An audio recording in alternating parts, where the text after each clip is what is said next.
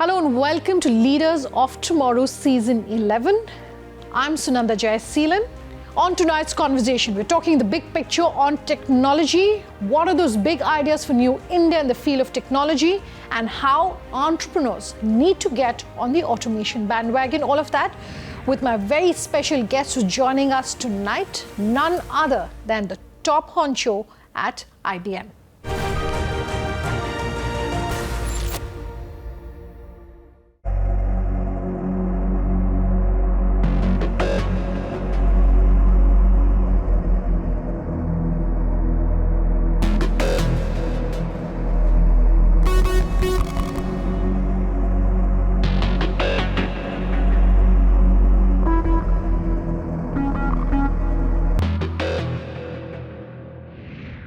Sandip, so good to be able to invite you down to our studios and really talk about what's happening in the space of technology. I know it's very difficult to speak about something which is moving and changing so fast. Even as we're speaking, I'm sure there are new innovations coming up. But just to get a sense from you, given that our overarching theme here on the Leaders of Tomorrow is Ideas for New India, what are the technologies of here and now that you can talk about? So look, thank you. First, thank you for inviting me here, and thank you for being a part of your program. Very, very honored to do that. Look, technology has truly become the sutradhar, I believe, that is actually keeping businesses, people, communities together.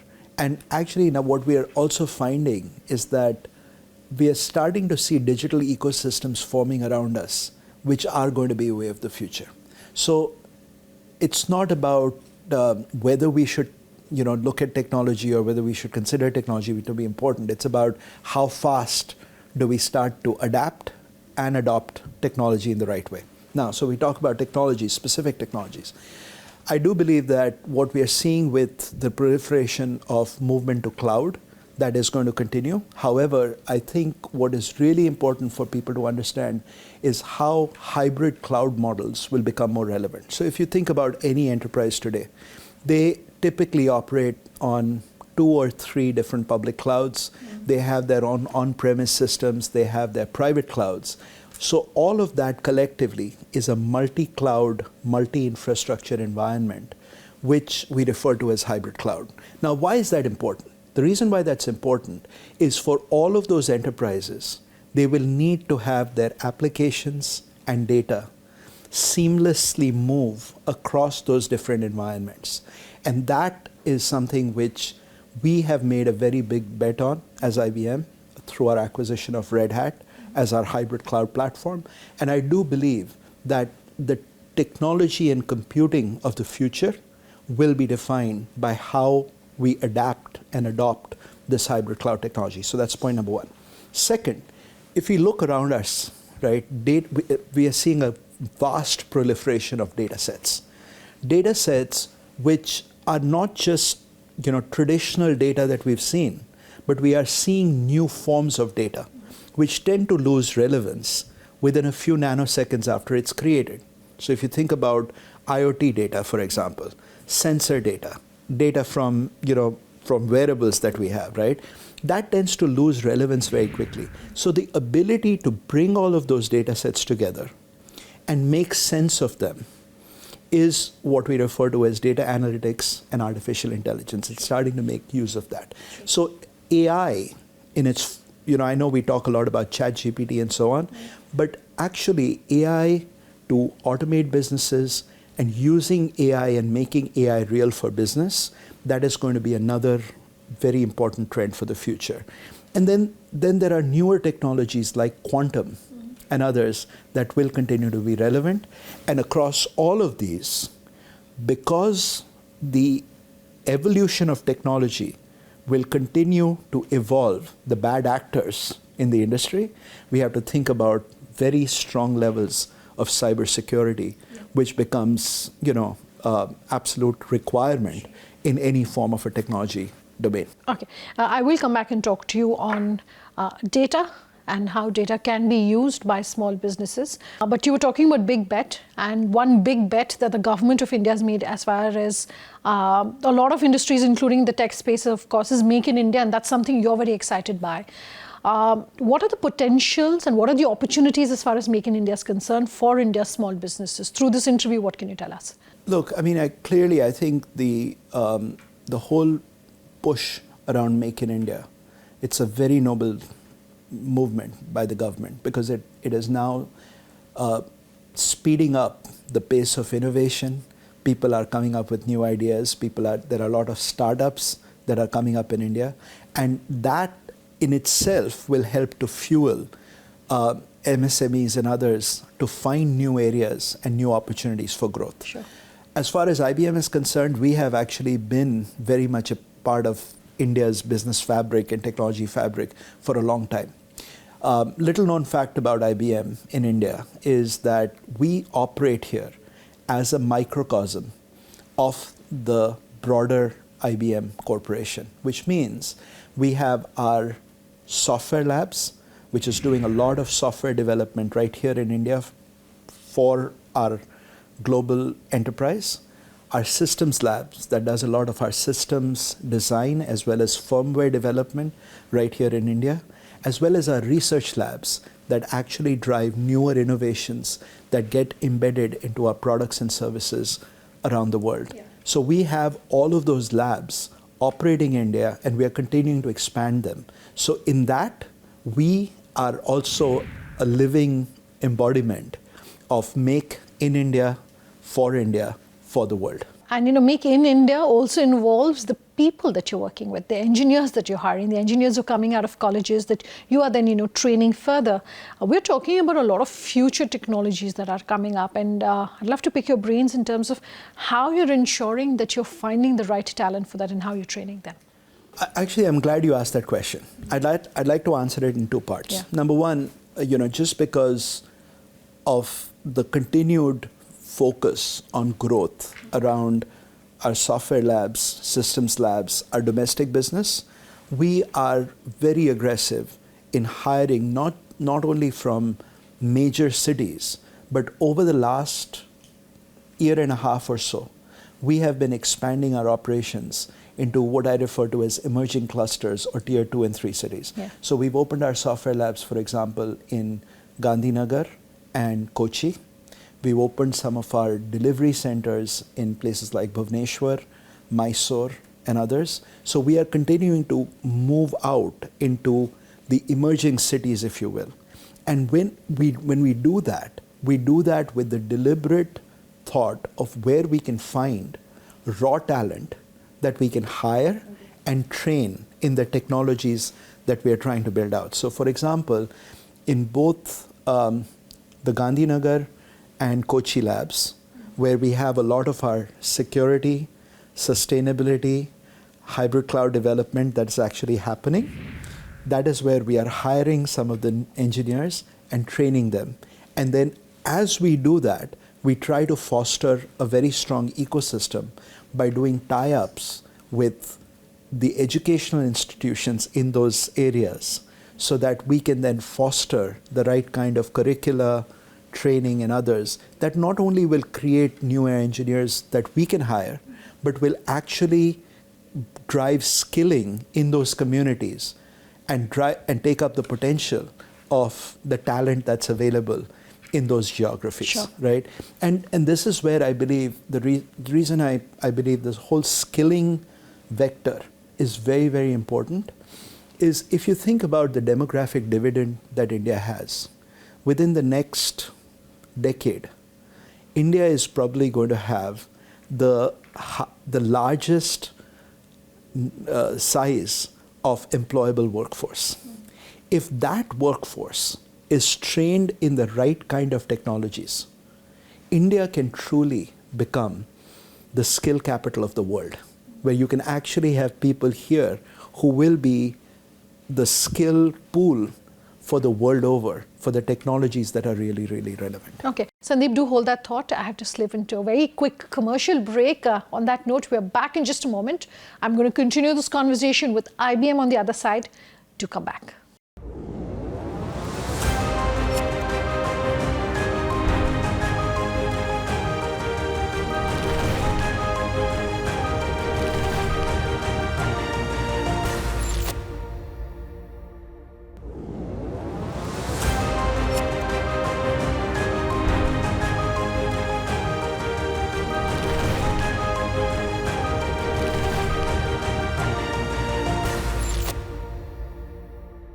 Welcome back with us here on IDFC First Bank presents Leaders of Tomorrow, Season 11.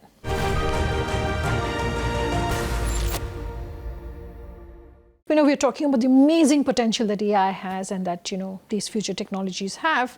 But we are talking to an audience, 50% of whom don't have something as basic as even a website. So for someone who's saying, great, I should use technology, great, I should automate, I don't have the funds. Or for those who are saying, why should I? I've been doing really well without automating. What would you have to say? What I have to say is, we can say that we've been doing really well. But as we all know, what got us here, right, is not what's going to get us to the future. Yeah. And we just need to look around us. Just look around us. We are living in a digitally connected world with new digital ecosystems that are forming all over around us. And more importantly, we have this evolution and progression of a digital consumer that is actually becoming more and more sophisticated by the day. So if you aren't keeping pace with the consumers that you are going to be serving, or even business customers that are becoming fast digitized, you will actually become a dinosaur in the future. So it's not about whether I should digitize and automate, it's about how quickly, because that's where the world is moving. So it's not just about whether I should do it, can I afford it? The question is, how can you afford not to if you want to stay in business? It's about competition. It's about being relevant to your customers. It's being relevant to your ecosystems and your business partners. Sure. We were talking about the different areas of technology, future technologies when we started today's conversation. I would love for you to really call out also the different industries perhaps for our entrepreneurs where you feel there's going to be great work happening as far as what's happening in the industries plus the intersection of technology. 2 or 3 industries is good. I'll start with the obvious one, which is banking and financial markets. Yeah. If you just see what, and forget about enterprises, if you just see what India has accomplished in the world map. Today, if you think about UPI, Aadhaar, these are first of a kind innovations that are unique in the world. There are even other developed nations that don't have that level of sophistication and maturity in how financial transactions are happening in a totally digitized form that's happening in India right now. So the whole banking industry I think, has been at the forefront of digitization and others. The other one that is actually fast becoming, and COVID really pushed it to the limit, is retail. Retail stores were shut, but the retailers that actually had a digital presence, they did relatively well even during COVID because that's going to continue even now post the pandemic. That's actually even becoming more relevant now post pandemic because there is a whole, I think there's a whole cadre of consumers that now just go to that channel. They've stopped going to shops, physical stores, right? So there is that whole area that will continue. The third area is in industrial products and ones that actually have these digitally connected supply chains. So I'll give you a very, and I'm very proud of it, by the way. Throughout the pandemic, a lot of the cooking gas that was making its way to people's homes was actually running on IBM powered supply chain. Wow, okay, fantastic. I think 3/4 of the milk that was actually making it to different consumers and homes was running on IBM powered supply chains, right? 9 out of the 10 banks in India, public sector banks, they are operating on IBM systems. And I think every financial transaction goes through some IBM system. Fantastic. Those are your headlines right there. So there you go. So that's why I'm saying these are industries that are out there. But I think every industry now is looking at how do you automate supply chains. Because see, one question that became very relevant for all businesses, whether someone admits to it or not, I'm not sure. But every business at the end of COVID or right when they were in the middle of COVID, they sort of asked the question, it's not whether we'll get out of this. I think as resilient as we are, we would get out of it. But once I'm out of it, how do I be prepared for what hits us next? And clearly, the ability to have digitized systems, automated processes where you don't actually require people to touch if you don't, that became a very strong driver for people to sort of ask, how do they stay more competitive? Sure, sure. One of the initial things that you said, and I just want to go back to that and spend a few minutes on, is as far as data security is concerned, the whole global movement as far as data protection, and we've seen some conversations in India as well. But for small businesses, do you feel there's enough understanding of how they should be protecting their data? As technology evolves, if there are bad actors who want to take advantage of that technology, they will also evolve. And they will, just by the nature of what they are trying to do, will probably evolve at a faster pace. So, we have been very passionate about continuing to build our capability in securing systems that we operate. And a lot of this we started doing several years ago as IBM, because in any given day, there are millions of transactions that flow through our systems. So just to keep that secure, we have invested a few $1 billion in building out a very robust security software portfolio, but also processes that keep our systems and our operations very secure. Okay. And now what we've done is we've commercialized that to offer that to clients, Sure. right? So I do believe that it is something which businesses large and small should be very, very cognizant of. They should understand what are the vulnerabilities that they have across their networks, and continue to sort of look at how do you continue to build those layers of protection. Just as another data point that I'll share with you, I talked a little bit about quantum as being a future technology that is becoming more and more relevant. With that progression and evolution of quantum technology, it will afford the bad actors mechanisms to penetrate systems even faster. Okay. And so building quantum grade protection is something that we are working very aggressively to build out with governments and others, so that we can be a few steps ahead of the curve as some of these vulnerabilities start to hit us. Sure, fantastic. So perhaps we end today's conversation on, if I can call that, a slightly lighter, softer note, and I'd love to understand your own leadership style as someone who's leading an organization as large as this and having as many employees as you do. What would you say is your leadership style? What has influenced you in your journey? I like to think I'm a learner. I like to think I'm a lifelong learner, because I think every day I try to learn something new. But in terms of leadership styles, I think there are probably three things that I'd probably boil it down to. One is I do believe that focus is important. I think what we've seen, even as we have evolved our new strategy at IBM over the last few years, it's been the focus on hybrid cloud, AI, underpinned by a strong level of security. That has been our focus in terms of driving technology and transformation. And that focus, continued focus, even in India, in terms of how we operate, has served us well. And it's actually enabled us to drive, double-digit growth here in India very, very effectively. I also feel that part of the focus is, what do you say no to? It's very difficult, I think, in a market, particularly in a market like India, which is growing very, very rapidly. There are a lot of opportunities that pop up. I think the question is, how do you retain your focus and know what you say no to? So that's point number one. Sure. The second point that I'll bring up is being supportive of your teams and really pushing them to be the best they can, not only for themselves, but for the enterprise. That is really important. And then the third thing I'll end with is to say that, at the end of the day, we are all about values and what we do for our customers.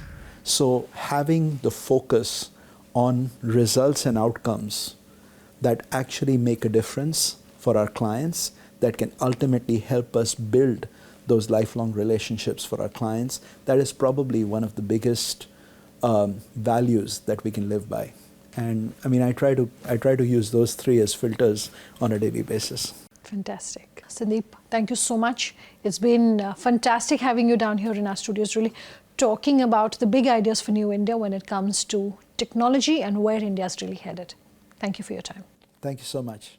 Out of time on tonight's interview, but if you have any feedback for us, do let us know. Our details on your screens as we speak. Thanks for watching. Have a good night.